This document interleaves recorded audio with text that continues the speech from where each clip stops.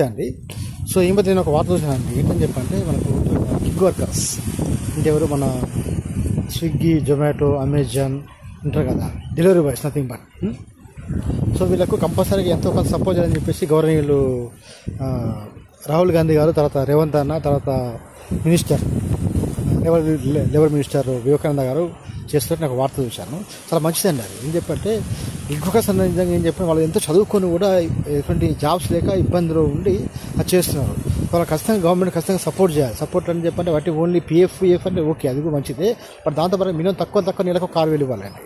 నెలకు 6,000 ఒక ఫెలోషిప్ లెక్క, ఏది వాళ్ళకు ఒక జాబ్ వచ్చేంత వరకు. సరే పొద్దున వాళ్ళకు జాబ్ వచ్చింది అనుకోండి, వస్తే ఓకే మనం రికవర్ చేసుకోవచ్చు. బట్ జాబ్ రాకుండా మాత్రం ఖచ్చితంగా ఏం చెప్పంటే వాళ్ళకు ఒక 5,000 ఒక 6,000 ఫెలోషిప్ ఇవ్వాలి. ఇస్తే దాని అది ఎందుకోసం అని చెప్పంటే మనకు పెట్రోల్ కానీ చాలా ఉంటాయి కదా అండి, అది ఉంటుంది. దాంతోపాటుగా ఇది చేయాలి. అది చేసే మాత్రం చాలా మంచిగా ఉంటుందండి. సో ఈ విషయం నేను ఖచ్చితంగా గవర్నీయులు కాంగ్రెస్ అధ్యక్షులు రాహుల్ గారిని, తర్వాత రేవంత్ అన్న, తర్వాత అందరినీ అభినందిస్తున్నాను అండి. సో గిగ్ వర్కర్స్ కూడా అభినందనలు అండి. ఈ విషయం అందరికీ షేర్ చేయాలండి. Thank you.